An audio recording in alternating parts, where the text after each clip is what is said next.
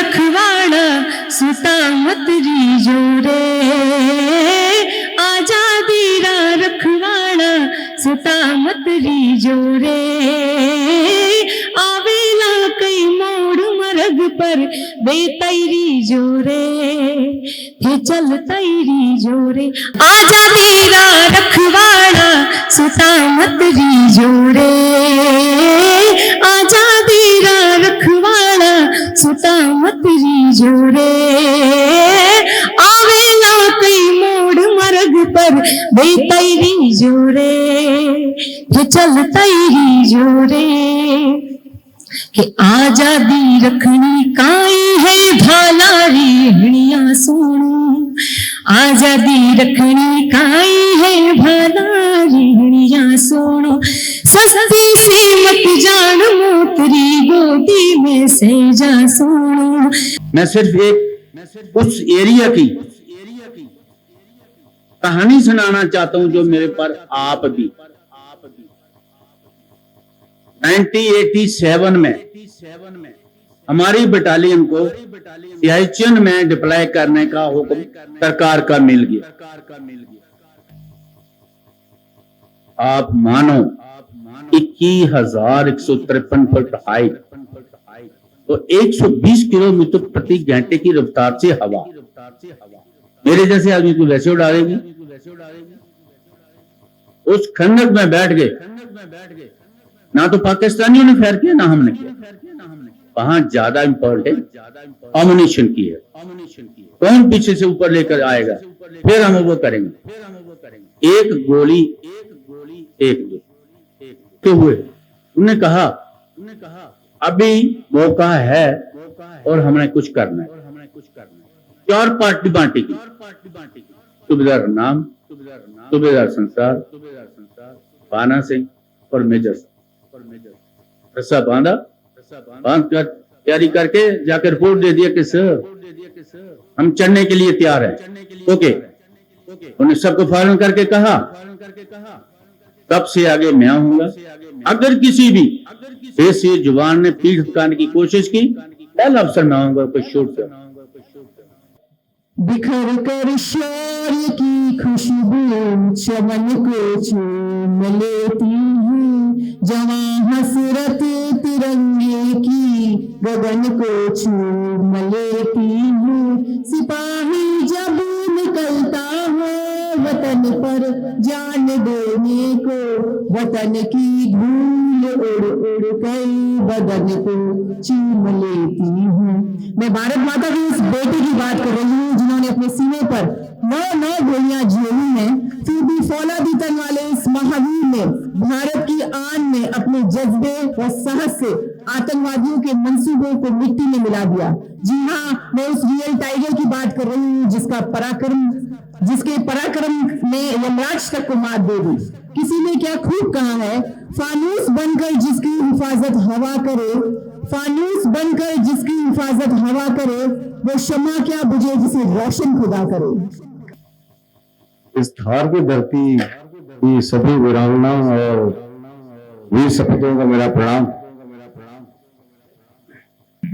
ये प्रश्न मेरे से भी कई बार पूछा गया कि साहब आप बहुत बड़े शूरवीर हो, आपने ऐसा किया वैसा किया।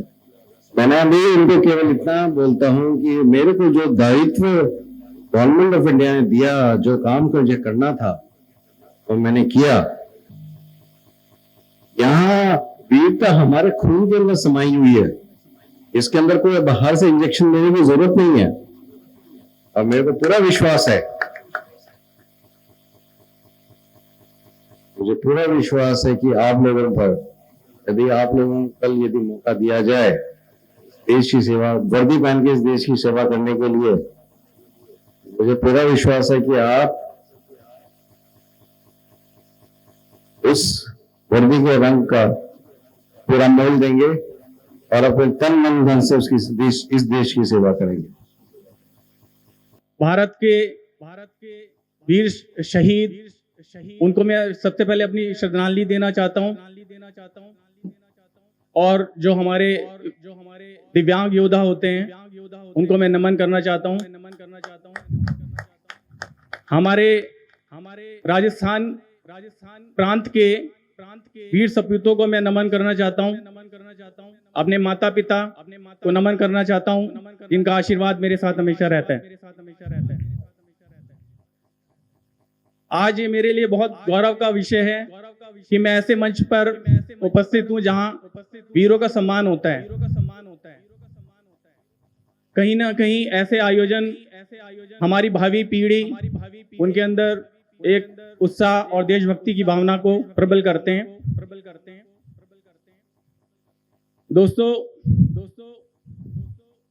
चाहे कोई सैनिक सच्चा सैनिक हो या सच्चा देशभक्त हो, अगर वो अपने कर्तव्य का निर्वहन बहादुरी से, वफादारी और सच्चाई से करता है तो एक ना एक दिन वो सच्चा देशभक्त या एक आदर्श नागरिक बन जाता है। ऐसा मेरा मानना है। बचपन से हर बच्चे का एक सपना होता है कि वो सैनिक बने। मेरा भी सपना था और ये सपना वर्ष 1999 में जनवरी माह में पूरा हुआ। 13 दिसंबर को हम ज्वाइंट पेट्रोलिंग कर रहे थे आसाम पुलिस के साथ। एक जिप्सी आगे थी, पीछे 2.5 टन था। अचानक लेफ्ट से हमारे ऊपर उल्फा मिलिटेंट का एक घात लगा के हमला हुआ और हैवी फायर आया। ऑटोमेटिक वेपन, जो बाद में मुझे पता चला यूएमजी और AK-47 से था। उसमें पहले ही इंस्टेंट में मेरे 3-4 गोली लग गई और एक गोली मेरी आंख में लग गई, जो कि लेफ्ट आईज में से हिट करी और नाक में एक होल करते हुए राइट साइड से निकल गई। पहले तो कुछ सेकंड्स मुझे पता ही नहीं चला कि क्या हुआ, लेकिन जब होश आया तो मैंने देखा कि मुझे कुछ दिखाई नहीं दे रहा है। तो मैंने सबसे पहले अपनी कैप उतारी और मुझे लगा कि शायद गोली जो है वो मेरे सिर में लग गई होगी। मैंने सिर को टटोला हाथ से और उसको देखा तो उसमें कोई गोली नहीं थी। फिर आंख पे मेरी उंगली गई लेफ्ट आईज में, तो उसमें देखा कि वो बहुत बुरी तरह से क्षतिग्रस्त थी। जैसे ही उंगली मेरी नाक पे गई उसमें एक होल था और उसमें जैसे ही होल मैंने देखा तो मुझे लगा, पता चल गया कि राइट साइड भी चली गई है। फिर उसको मैंने जब छू के देखा तो मैं समझ गया कि ये बहुत बड़ा डैमेज हो गया है आइस का। कुछ पल के लिए निराशा आई, गोलियां चल रही थी और मुझे लगा कि जीने से अब क्या फायदा है। लेकिन उसी समय ये मेरा टर्निंग पॉइंट आया और जो अंदर का सैनिक था और जो जज्बा था वो अपने आप ही तत्पर हो गया और उसने बोला इतनी जल्दी हार मार नहीं सकते हो आप। भारत माता का जो सैनिक है वो कभी भी इतनी जल्दी हार नहीं मान सकता है और वो जज्बा आज तक भी 21-22 साल होने को जा रहे हैं वो कायम